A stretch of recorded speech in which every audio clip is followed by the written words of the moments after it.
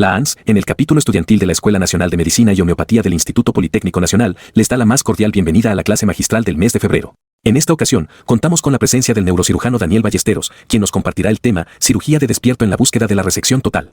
Muy buenos días a todo el público que observa esta clase magistral en su edición del mes de febrero. Mi nombre es Arit Fajardo Sarabal y en nombre de la American Association of Neurological Surgeons, en el capítulo estudiantil de la Escuela Nacional de Medicina y Homeopatía, perteneciente al Instituto Politécnico Nacional, les doy la más cordial bienvenida.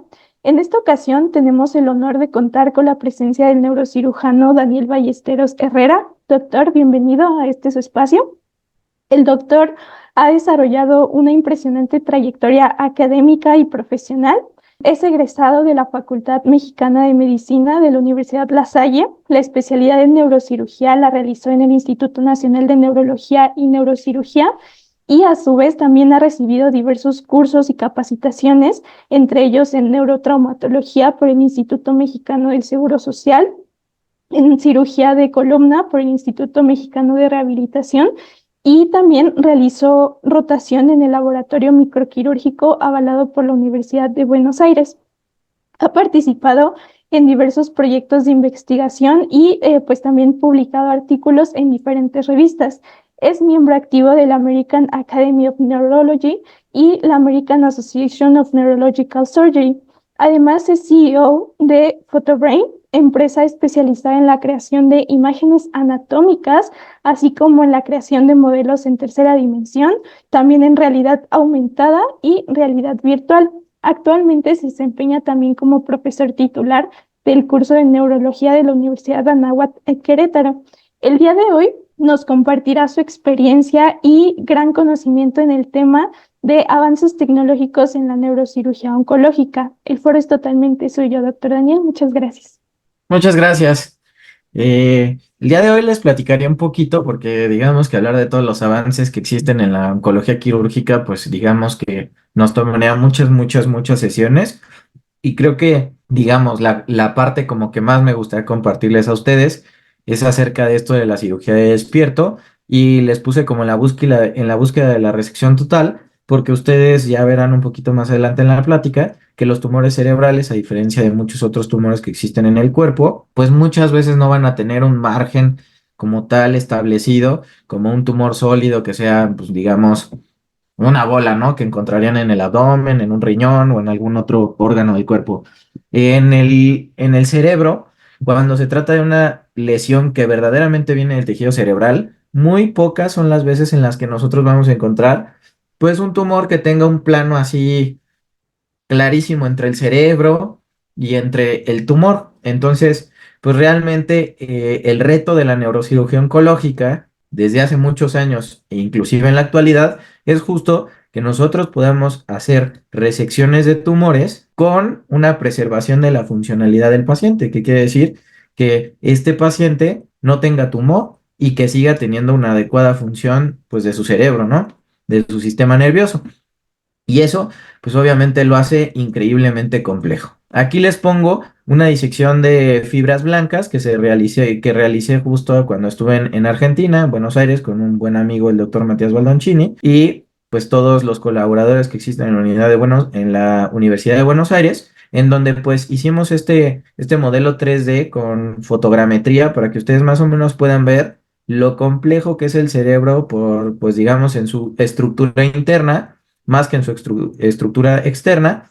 Y pues obviamente el por qué es necesario que nosotros tengamos este conocimiento anatómico para que podamos hacer resección de gliomas, pues sin comprometer al paciente.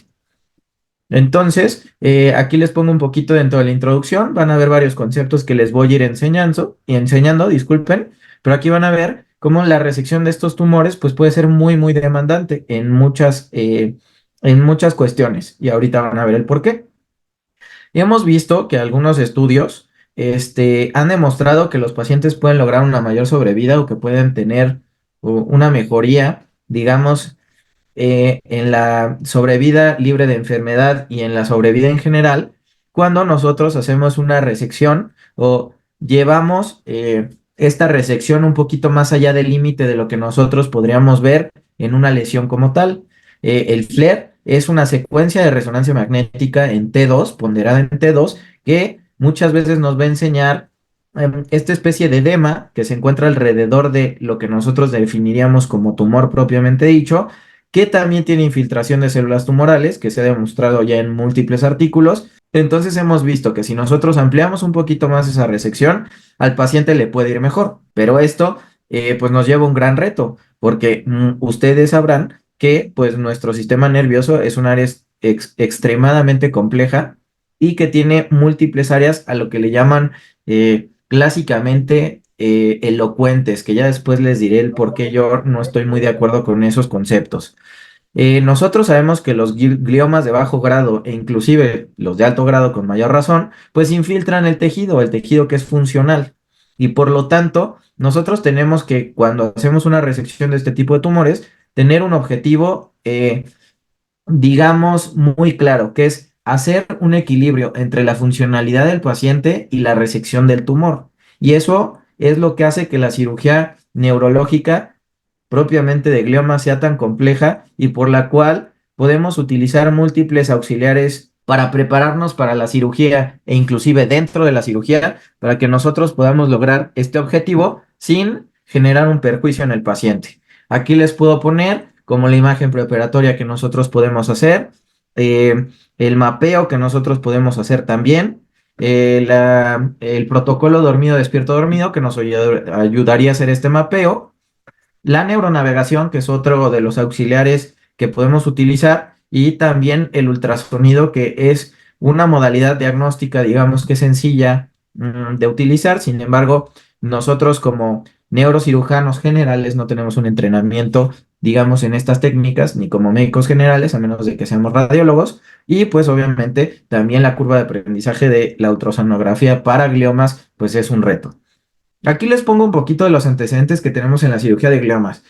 Aquí les pongo el nombre de uno de los pues, neurocirujanos más condecorados y renombrados de este siglo, que prácticamente fue uno de los inventores de la microcirugía moderna, en donde él pues, nos pone con unos dibujos muy ilustrativos cómo es que él, pues digamos, hacía o recomienda ingresar a ciertas áreas del cerebro, dependiendo de unos corredores quirúrgicos que él describió, para llegar a ciertas estructuras donde se puede localizar un tumor y con esto, pues obviamente buscar lesionar o no lesionar estructuras que sean muy importantes, ¿no? Para la funcionalidad del paciente.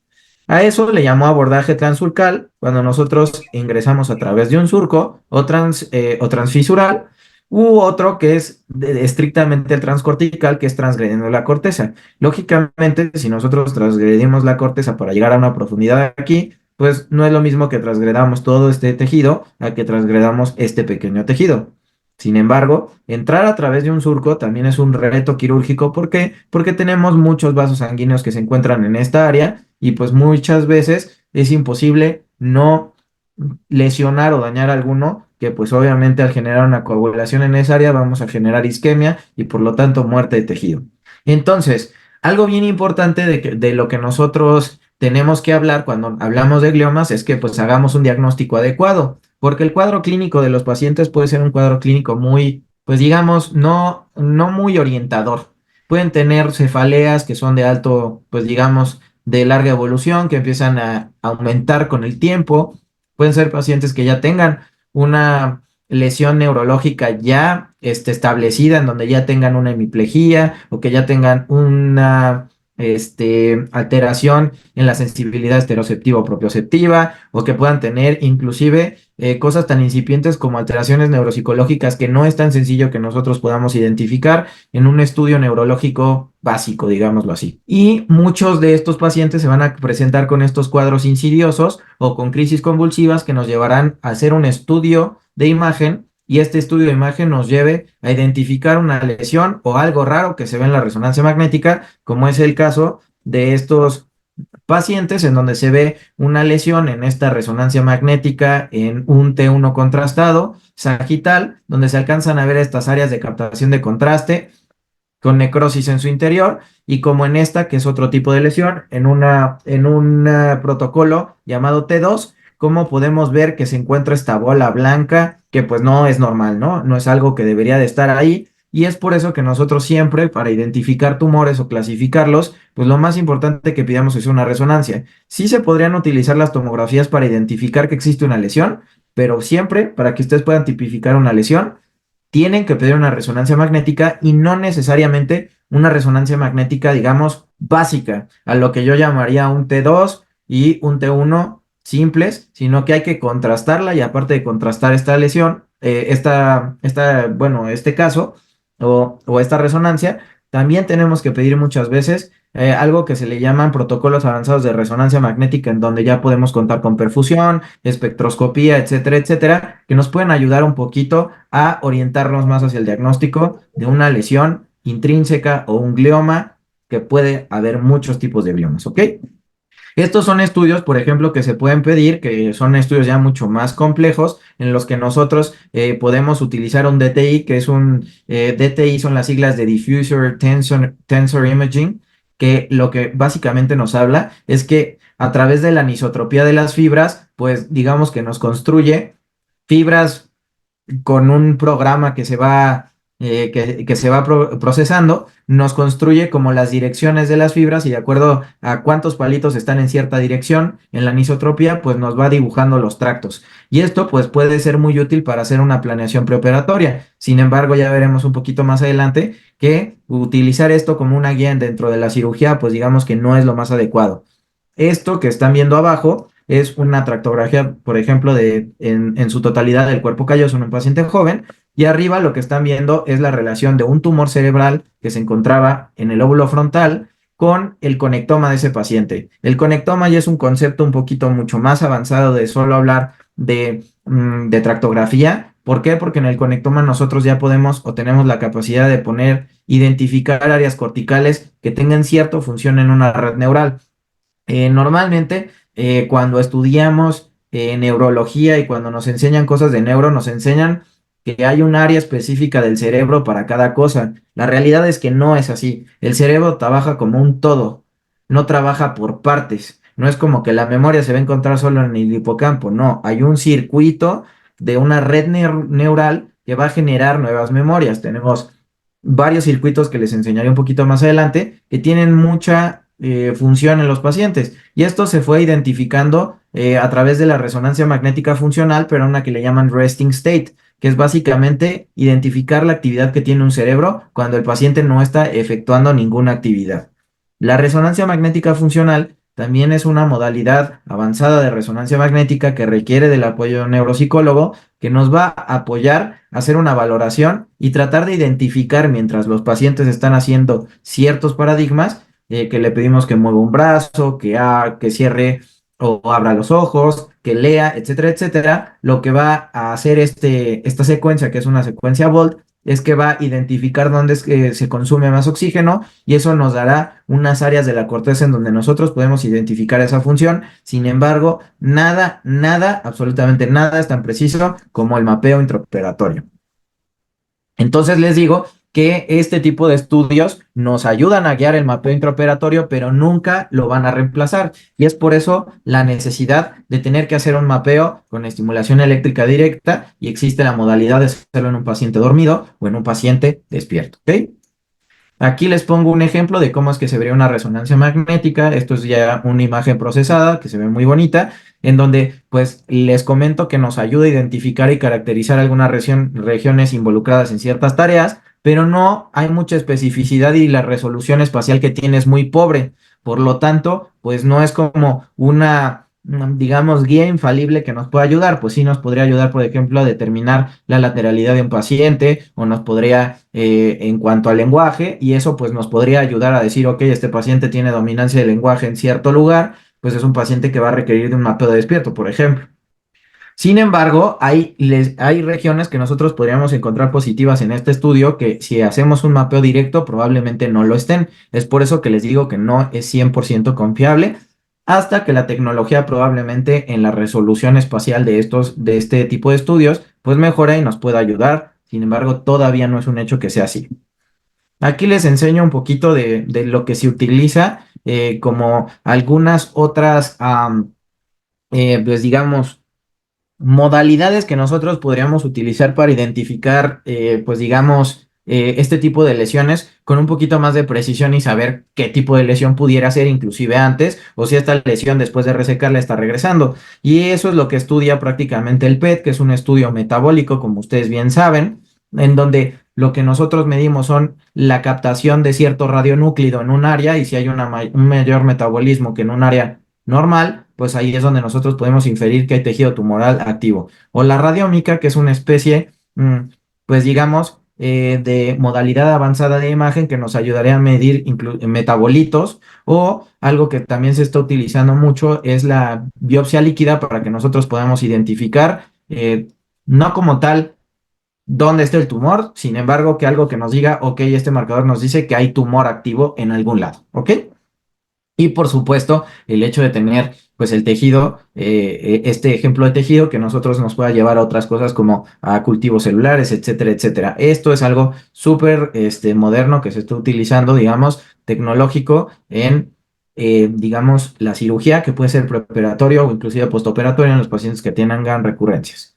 Hablando un poquito más del mapeo con estimulación eléctrica directa, pues esta técnica, digamos que no es tan nueva o tan moderna, porque ya tiene un buen rato andando, o sea, por lo menos ya debe de tener, pues tal vez pudieran ser casi unos 100 años.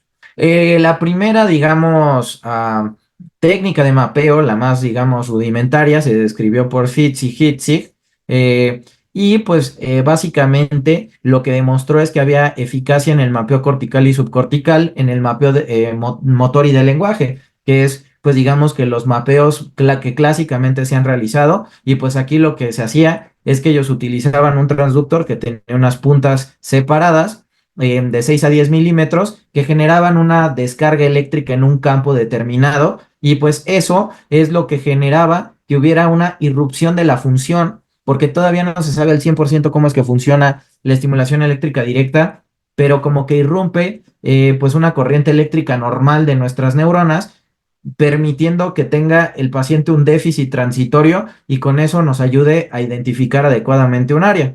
Sin embargo, pues algunas de las situaciones, por ejemplo, en esta situación del mapeo, es que no es posible que podamos tener pues un monitoreo continuo. ¿Por qué? Porque el mapeo pues también está metiendo una descarga eléctrica externa al cerebro y eso puede permitir que el paciente pues tenga crisis epilépticas, que pues obviamente no es algo que nos conviene también durante la cirugía. Entonces, nosotros sabemos que para las lesiones de bajo grado, que son principalmente los tumores que más difusos van a ser y que tejido elocuente van a tener dentro, más que los de alto grado, porque los de alto grado destruyen más que infiltran, ahí es donde nosotros pues vamos a utilizar este principio en todos estos tumores, que es una resección máxima, pero con una integridad funcional. Y es por eso que vamos a lograr este objetivo o buscar obtener este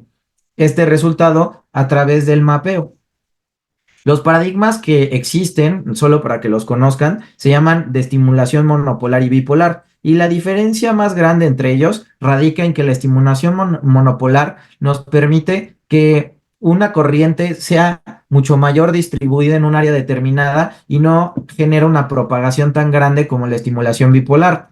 La estimulación bipolar es muy útil para identificar un área, pero la estimulación monopolar es muy útil, por ejemplo, en la porción subcortical, porque nos permite más o menos como medir la distancia que existe en voltajes, digamos, convertirla a distancia en milímetros de donde se encontraría la vía que nosotros estamos buscando. Entonces, normalmente el mapeo bipolar se utiliza en la corteza y el monopolar se utiliza en la subcortical. Sin embargo, el bipolar también se podría utilizar subcortical y el monopolar también cortical. Simplemente son técnicas que se van puliendo con el tiempo.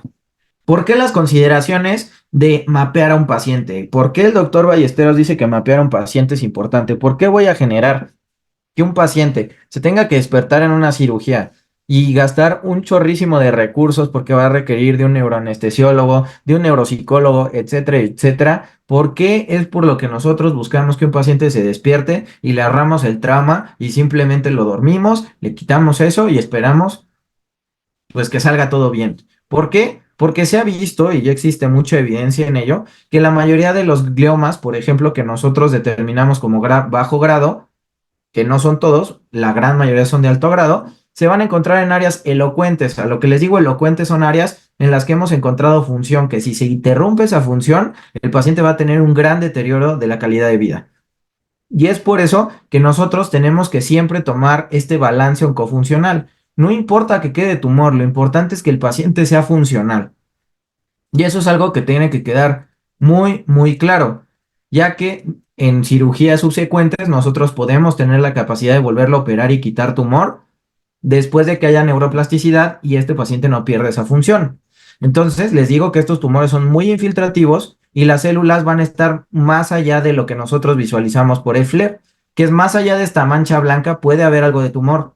Entonces, nosotros vamos a tratar de quitar lo más que se pueda, inclusive más allá de sus bordes. Y pues que estos tumores de bajo grado, a diferencia de los de alto grado, van a tener una velocidad de crecimiento muy lenta y por lo tanto generan una reorganización de las áreas funcionales contiguas. ¿Qué es lo que pasa? Nuestro cerebro, después de un rato de que empieza a tener un insulto, lo que hace es hacer como un backup de información de un área funcional que estaba previamente, donde se infiltró de tumor, pues lo manda a otro lugar. Puede ser en áreas que están adyacentes o en áreas que están contrarias a través del cuerpo calloso.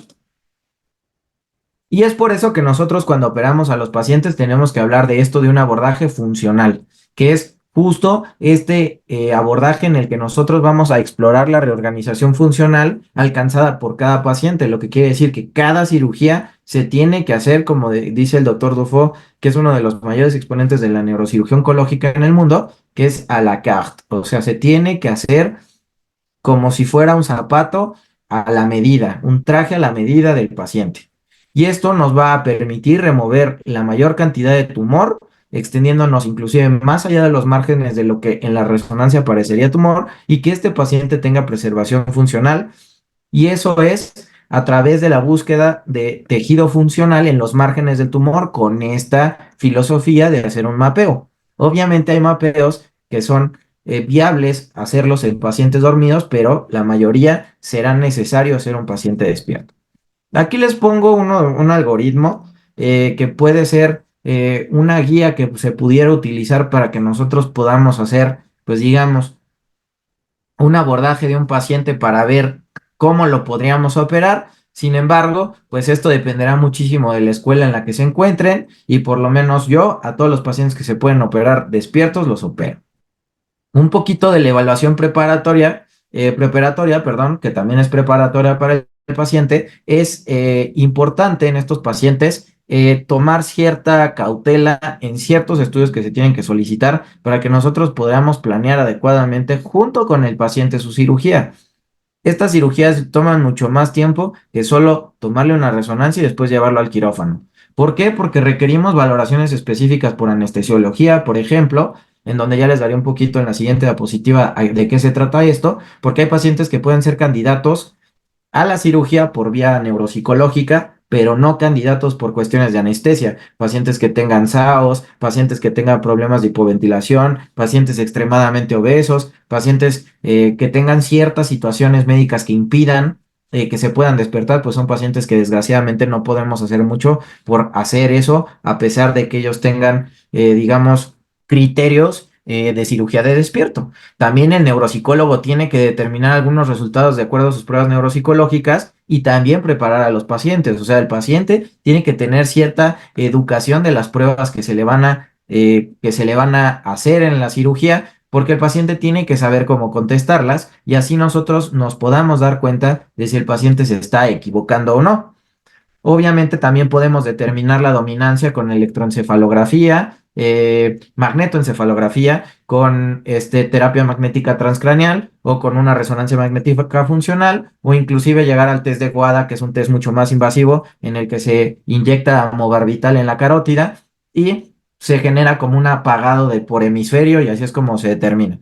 Y por neuropsiquiatría también es importante que tengamos ciertas evaluaciones para ver si el paciente se va a poder comportar en el quirófano o que tiene una salud mental adecuada para tolerar, pues obviamente, el trauma de estar en una cirugía despierto. En cuanto a las consideraciones por anestesia, normalmente lo importante es saber en qué tipo de protocolo lo vamos a operar, ya sea un despierto completo, que es desde que se hace la craneotomía está despierto el paciente, lo cual no se considera tan recomendable porque eso sí puede ser muy traumático para los pacientes. El dormido despierto, que es que el paciente esté dormido durante la craneotomía y permanezca despierto hasta que se cierra, que varios pacientes en el instituto lo han logrado. Y dormido, despierto, dormido, en el que nosotros hacemos un abordaje, lo despertamos cuando hacemos las pruebas de mapeo y lo dormido, pues ya es cuando lo cerramos. Obviamente estos pacientes no se intuban, se coloca una mascarilla laringea porque posteriormente se tendrá que quitar. Normalmente se utilizan analgésicos como el fentanil o el ramifentanil y el midazolam, que es una benzodiazepina. Nosotros utilizamos, o los anestesiólogos utilizan, algo que se llama anestesia total intravenosa, manejada por bombas, que eso es normalmente con lo que nos apoyan para la cirugía de despierto. A pesar de que es una cirugía de despierto, anestesiología está todo el tiempo ahí, así que decir que es una cirugía sin anestesia es algo irresponsable. Es una cirugía con anestesia, con un protocolo muy especializado de anestesia, y no porque esté despierto, no quiere decir que está teniendo un manejo por anestesia. Y también nosotros podemos hacer bloqueo dural con anestésicos locales para que el paciente no tenga dolor y posteriormente descontinuar todos estos medicamentos cuando se hace la durotomía para ahora sí empezar el mapeo. También nosotros en el preoperatorio podemos hacer reconstrucción de modelos 3D impresos o en realidad virtual para construir un plan quirúrgico o el uso de teleconsulta para realizar algunas escalas de manera remota en el paciente y no tenga que ir al hospital. Aquí les pongo, por ejemplo, una reconstrucción 3D que no es la mejor que he hecho, pero del quirófano del instituto, en donde ustedes pueden ver cómo está aquí posicionado el anestesiólogo, cómo tenemos aquí nuestro equipo de neuronavegación, que ahorita les platicaré qué es eso, nuestro microscopio, donde está la enfermera quirúrgica y donde estamos los cirujanos. Obviamente el paciente tiene que estar con el cuerpo descubierto porque nosotros necesitamos ver esa parte, ¿no? Y aquí podemos ver cómo inclusive podemos pues hacer estos modelos 3D con un cerebro para que nosotros podamos pues más o menos ensayar para esta cirugía y podemos hacer con ayuda de algún software como el de BrainLab, hacer modelos tridimensionales del mismo paciente con su resonancia magnética y algunas otras cosas para que ustedes puedan ver o podamos ver en 3D cómo es que hay una relación de este tumor con estructuras venosas, arteriales, etcétera, etcétera. Obviamente dentro de nuestra valoración preoperatoria, pues es muy importante que el paciente, si tiene edema, desviación de línea media o alteración del lenguaje, que no nos haga óptimo para mapeo, que quiere decir que el paciente tenga más de 30% de errores, pues nosotros podemos utilizar algún, digamos, esteroide para disminuir ese edema o el manitol en una fase urgente, digámoslo así, para mejorar este desempeño y ver si es que este paciente se puede dormir o no. Bueno, despertar o no. Algunos avances en algunos conceptos. Este es un modelo 3D de un paciente postoperatorio en donde le hicimos una lobectomía frontal y este es un modelo 3D que se hizo intraoperatorio. De hecho, el número 2 que alcanzan a ver aquí fue parte del mapeo donde identificamos el área motora de este paciente. Entonces, pues mucho cuando nosotros tenemos que hacer una resección, digamos, supramáxima, en este caso que era un glioblastoma, un tumor bastante agresivo, y decidimos hacer una resección un poco más allá y encontramos el área motora del paciente y a partir de ahí dejamos un poco del área motora suplementaria y posteriormente quitamos todo lo que queda de eso hacia adelante. O sea, el polo temporal está completamente ya fuera de el polo frontal, disculpen, ya no existe y aquí lo que alcanzan a ver aquí al fondo justo es el nervio olfatorio y el bulbo olfatorio. Entonces, para que se den una cuenta de que toda esa parte del frontal, una lobectomía frontal, pues se fue todo ahí, ¿no? Pues lo que dice es prácticamente, si quitamos un poquito más allá de lo que se ve que parece tumor, este paciente va a tener aumento en su sobrevida. Y esto, pues obviamente, en la oncología es muy importante. En la oncología, algo que se van a dar cuenta que ocurre muy a menudo es que existe esto de medir el residual tumoral. El residual tumoral ya se sabe de muchos estudios atrás que es ahorita el factor pronóstico más importante para ver cómo le va a ir al paciente. Si le dejamos mucho tumor, este paciente va a tener un peor desempeño que un paciente al que no se le dejó tumor. Lógicamente, esto se habla muy fácil en un tumor pequeño y no en un tumor gigantesco, ¿no? Pero aquí vemos cómo dependiendo de que a estos pacientes, mientras más resección se hacía, a estos pacientes les iba mejor. Y se encontró que este beneficio se daba sobre todo en pacientes en donde lográbamos arriba de un 98% de una resección, que eso es extremadamente alta.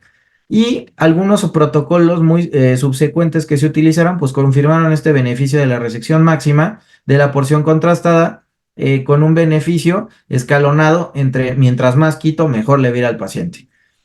Y en esto era de la volumetría, les digo que es esta era, ¿por qué? Porque ahorita hay ciertas formas en las que nosotros podemos calcular los volúmenes tumorales. Normalmente se utiliza esta de volumen preoperatorio menos lo que se quitó entre volumen preoperatorio y eso te saca un porcentaje. La realidad es que ahorita ya hay unos programas que nos pueden ayudar a hacerlo mucho más preciso. Y aquí vimos cómo se fueron incluyendo cada vez, digamos, a algunos adjuntos para ayudarnos en la cirugía para que nosotros pudiéramos lograr mejores resecciones. Aquí pueden ver, por ejemplo, el 5-alanina, que es un fluoróforo que hace que prácticamente las células tumorales brillen, y esta pues nos ayudó a que mejoráramos las tasas de resección totales y la sobrevida global de los pacientes, precisamente porque nos permitió poder quitar más tumor de lo que se quitaba antes.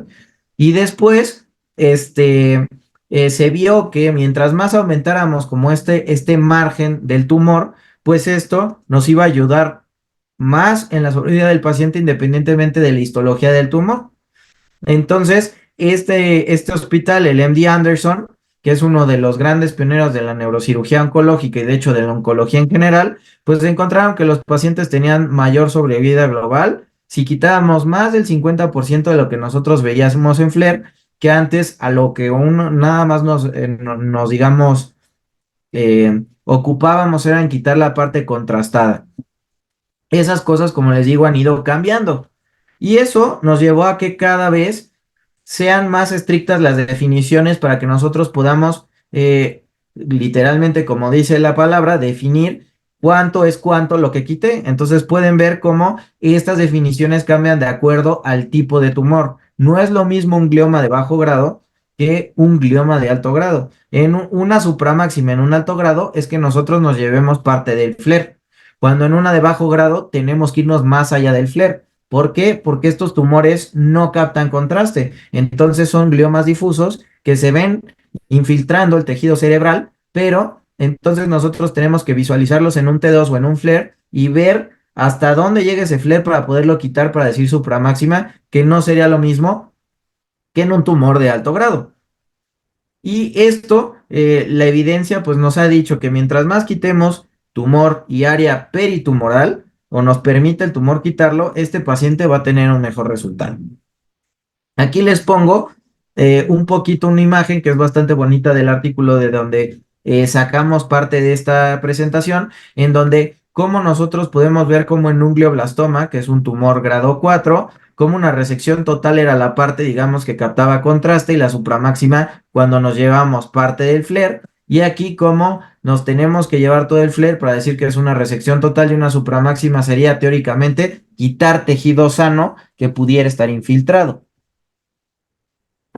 Otras estrategias que podemos utilizar como la neuronavegación, que ya vimos un poquito de la tractografía, nosotros podemos inyectar esta tractografía a la neuronavegación para que nosotros podamos utilizar esta herramienta y nos vaya orientando dentro de la cirugía. El gran problema que tiene la neuronavegación es que nosotros tenemos que manejar con algo que se llama brain shift. En el momento en el que nosotros devastamos una lesión, al ser el cerebro una sustancia que es medio gelatinosa, pierde, digamos, como que se desparrama hacia adentro y eso nos impide a que nosotros podamos tener precisión en esto, ya que esto depende de una resonancia magnética preoperatoria. Se pudiera hacer digamos que nosotros podríamos hacer un refresh de esa imagen dentro de cirugía si tuviéramos un resonador intraoperatoria.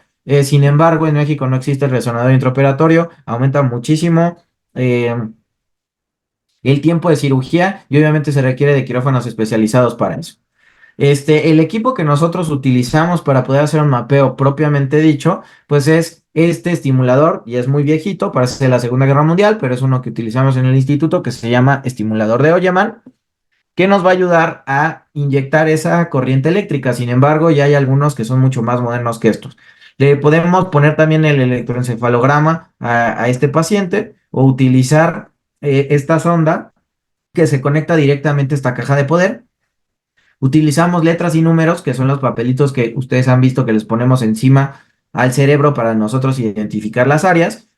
Siempre pedimos que tengamos agua helada en el caso de que el paciente tenga crisis convulsivas por la estimulación, que nosotros podamos interrumpir esas crisis con agua.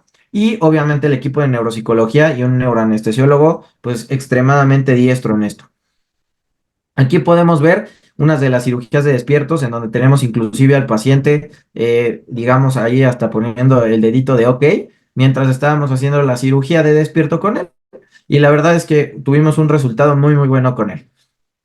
Entonces, para nosotros el mapeo en despierto es el estándar de oro contra el que todas las demás técnicas se tienen que comparar. Si yo comparo mi técnica y es igual de eficiente que el mapeo intraoperatorio, pues podemos decir que es una técnica súper buena y que se puede utilizar. Aquí podemos ver cómo los pacientes con estimulación eléctrica directa, a pesar de tener tumores de alto o bajo grado, vamos a lograr disminuir las complicaciones postoperatorias y aumentar las tasas de resección. Y si lo combinamos con el 5-alanina, por ejemplo, tenemos tasas inclusive mayores y un paciente pues sin déficit, que es lo más importante.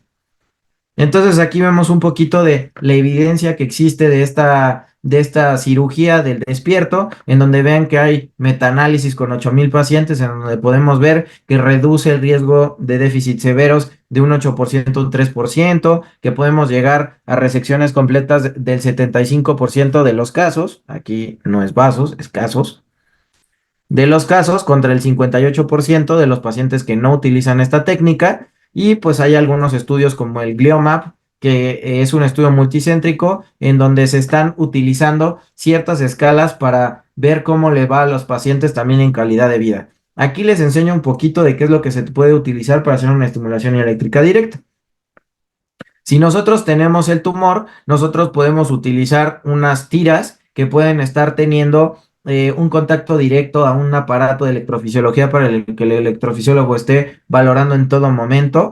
Podemos utilizar el estimulador monopolar, por eso se llama monopolar, porque tiene un palito, el bipolar que tiene dos palitos, o inclusive podemos hacer estimulación transcraneal con estos electrodos.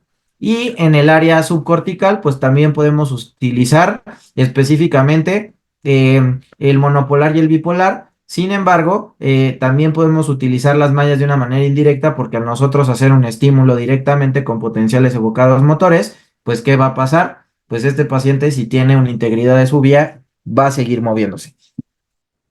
Aquí pueden ver otro estimulador que es bastante interesante, que es un aspirador que tiene una estimulación en la punta, entonces nos permite ir quitando tumor e ir revisando a qué distancia estamos. Si esto nos empieza a dar una alarma o empezamos a tener movimiento o empieza a haber algún déficit en el paciente, nosotros ya podemos saber que nos estamos acercando a la vía, inclusive hasta 3 milímetros de la vía, sin generar un déficit importante.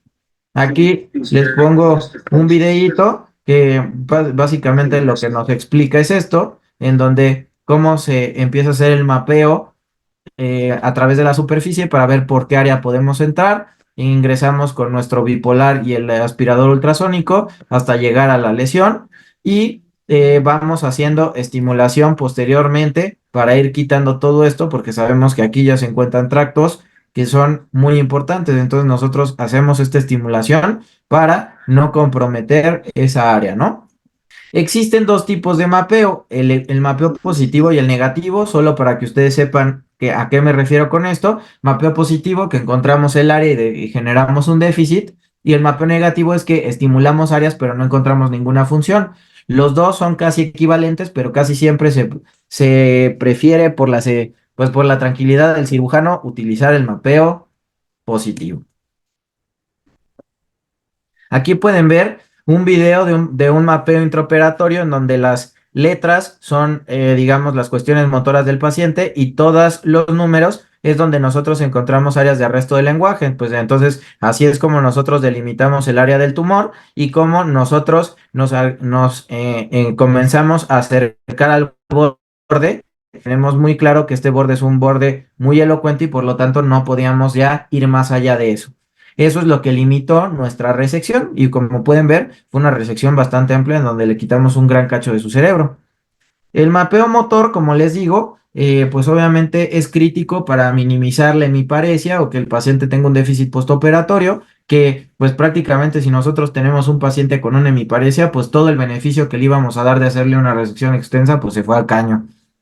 Y obviamente nos permite preservar la función motora para mantener una alta calidad de vida. Y pues lógicamente no solo es que nosotros mantengamos el hecho de un movimiento normal, sino que haya un movimiento complejo que nos permita realizar nuestras actividades.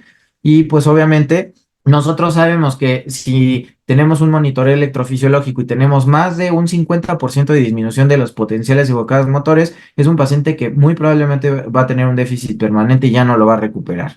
Entonces, normalmente los potenciales evocados motores son poco tolerados, pero los que son directamente en el cerebro son bastante bien tolerados. Y pues aquí les digo que normalmente con el parámetro que utilizamos de estimulación monopolar profunda, más o menos 1 miliamperio es igual a un milímetro en una cosa que se llama tren de 5.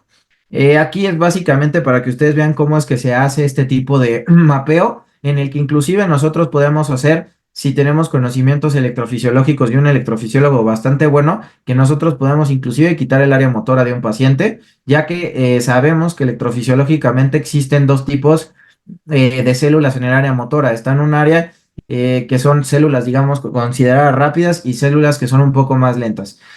Obviamente, si nosotros nos llevamos sobre todo las células que se encuentran en la porción más pegada al giro poscentral, o serían las del banco posterior, digamos, del área motora. Esos son pacientes que van a tener un déficit que ya no va a ser recuperable, a diferencia de los pacientes que a los que se les puede quitar la porción anterior, que tendrán un déficit, pero después van a poder recuperar. En el mapeo del lenguaje la situación es un poquito más difícil. Aquí sí se sigue utilizando el mapeo bipolar con baja frecuencia. Sin embargo, pues aquí es un poquito más complicado que solo mueva, porque nosotros tenemos que pedirle al paciente que haga ejercicios un poco más complejos, como nominar objetos, que es como el caballo de batalla típico que se utiliza en el mapeo del lenguaje. Prácticamente les pongo aquí un poquito más de justo los tipos de mapeo que también se pueden realizar con monopolar, sin embargo, pues eso tampoco es tan importante para ustedes. Otra cosa muy importante, hablando de abordajes quirúrgicos, nosotros podemos hacer abordajes como una craniotomía abierta o hacer algo que le llaman abordaje tipo keyhole. La craniotomía abierta nos habla de que nosotros tenemos que hacer un flap de piel bastante amplio y hacer una craniotomía muy muy grande para que nosotros podamos hacer un mapeo de todas las áreas y una vez identificadas las áreas ir por el tumor. Lógicamente esto tiene sus bemoles en el aspecto en el que es un poquito más tardada la cirugía y que también la recuperación del paciente es un poquito, lleva un poquito más de tiempo.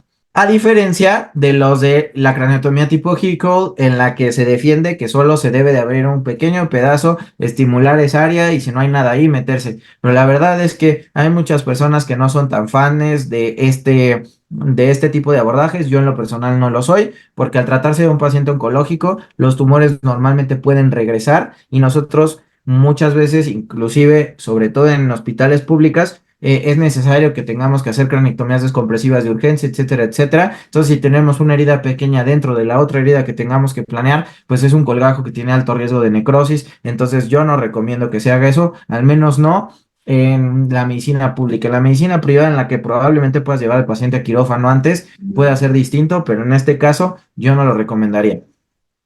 Otras cosas bien importantes, ¿cómo es que el doctor sabe que el borde es el borde real del tumor? Como les decía, el margen funcional nos lo puede decir haciendo esta estimulación intraoperatoria. Podríamos utilizar resonancia magnética intraoperatoria, cosa que no tenemos, utilizar ultrasonido intraoperatorio, que también se puede, nuestra navegación, que les digo que no es tan confiable porque existe este brain shift, y lo que existe es otra cosa que se llama espectroscopía Raman, que ya lo que nos permite es agarrar un cacho de tejido, ponerlo en laminillas, ponerlo adentro de un aparato especial que hace espectroscopía Raman, que lo que hace es hacer como una tinción súper rápida de hematoxilina y eosina. En lugar de hacer la tinción, lo hace con luz, y eso nos puede permitir decir si hay cierta cantidad de células tumorales en porcentaje en ese corte, y eso nos puede decir si estamos o no dentro de tumor. Así como pues los fluoróforos que ya les había comentado. En nombre de la American Association of Neurological Surgeons, agradecemos profundamente su clase. Si nos permite, pasaremos como una sesión de preguntas, si tienen dudas. Yo tenía una, perdón que pregunte, pero Adelante. buenas tardes, doctor. En pacientes con neurofibromatosis, en donde se van a desarrollar glioblastomas, ¿considera usted que sería una buena idea al momento de la cirugía retirar más de un glioblastoma en el mismo procedimiento? En los pacientes con neurofibromatosis pueden desarrollar múltiples tumores. El glioblastoma no es particularmente el tumor más frecuente en los pacientes con neurofibromatosis, y depende de qué tipo tienen. Hay pacientes que desarrollan ependimomas, pueden generar astrocitomas de bajo grado y después que se hagan glioblastomas, pero de entrada no suelen ser glioblastomas de primera instancia. Pueden ser tumores que empiezan de bajo grado y después se hacen de alto grado, sí puede ser. Lógicamente, esto no depende como el diagnóstico de base. O sea, si tú tienes un tumor cerebral, independientemente de la patología que puedas tener genética, los preceptos son exactamente los mismos. O sea, tú tienes que tratar de hacer una resección máxima segura, que es como nosotros le llamamos, y si se le puede quitar un poquito más, pues se hace, ¿no? Funcionalmente, si a él, pues obviamente le vamos a generar un perjuicio al hacer una cirugía más radical, pues obviamente no conviene. Los pacientes con neurofibromatosis son un caso muy particular porque la mayoría de los tumores que desarrollan son tumores benignos.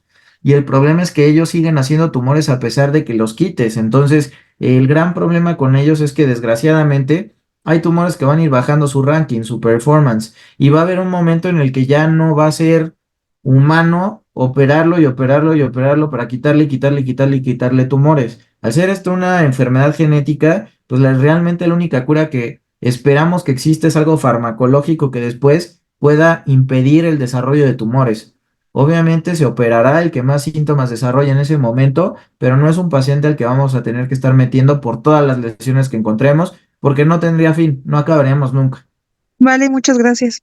Doctor, nos preguntan también como cuál es la tasa de éxito o de efectividad de realizar pues el mapeo.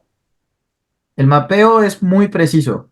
O sea, la tasa de éxito del mapeo, como les puse, logra disminuir de un 8% a un 3% el déficit postoperatorio grave. ¿Pueden existir déficits postoperatorios leves o que sean transitorios? Sí, pero es muy importante que uno sepa identificar e interpretar el mapeo que está haciendo. El chiste no es solo, digamos, mapear, sino hacer una técnica adecuada de mapeo. Mapear, cualquiera puede ponerlo en el electrodo, en el coco, en el cerebro a alguien. El chiste es que sepa identificar e interpretar lo que está recibiendo de feedback del paciente. Ok. ¿Y qué tan común es precisamente que se haga el mapeo, o sea, en todas las instituciones o son contadas? La realidad es que el mapeo motor es mucho más común que lo puedan ustedes encontrar, porque el mapeo motor muchas veces no requiere de que el paciente esté despierto. Se puede hacer un mapeo motor dormido, y en lugares donde sí, digamos, tienen las capacidades, podrían solicitar el mapeo en paciente dormido, y en muchas circunstancias inclusive se prefiere, pero el mapeo despierto ya es mucho más escasa la cantidad de instituciones que lo hagan, principalmente porque depende de que el médico esté entrenado, y aparte no solo de que el médico esté entrenado, sino que cuente con el equipo, no solo el equipo, digamos, el equipo tecnológico, sino el equipo humano, para que puedan llevar a cabo la cirugía. Una gran parte de la cirugía que se hace es precirugía. O sea, la preparación de la cirugía es una parte muy importante del tratamiento, porque con eso nosotros vamos a determinar varias cosas y pues lógicamente requerimos de un equipo multidisciplinario que en muchas instituciones no hay. No tengo un dato exacto de cuántos sean los hospitales en el país donde se haga cirugía de despierto, pero no creo que rebase las 10 instituciones. Y bueno, también nos preguntan que si hay alguna manera de saber qué tan complicado o no va a ser el posoperatorio. Eso es muy difícil, o sea, obviamente si en el transoperatorio el paciente no tuvo edemas importantes o que no haya tenido lesiones vasculares o que no haya tenido situaciones que uno considere una complicación, la posibilidad de que el paciente tenga un postoperatorio, vaya, es muy variable, pero de que tenga un buen postoperatorio es muy alta. Les digo, un paciente mapeado en donde no haya habido una complicación, en donde haya despertado o se haya mantenido despierto bien, es un paciente que se puede ir a los 2 días a su casa, sin mayor problema. Muy bien, bueno, pues eso sería todo. En nombre del capítulo estudiantil de la American Association of Neurological Surgeons, le agradecemos al doctor Daniel Ballesteros porque no solo ha compartido su conocimiento médico excepcional, sino que lo ha hecho demostrando una notable capacidad para comunicar conceptos complejos con una gran claridad y pasión, contagiando de esta pues a los alumnos de la Escuela Nacional de Medicina y Homeopatía. Muchas gracias, doctor. Agradecemos también al público que ha visto y escuchado esta clase magistral y pues de igual manera a los miembros de la asociación por hacerlo posible. Hasta luego. Hasta luego.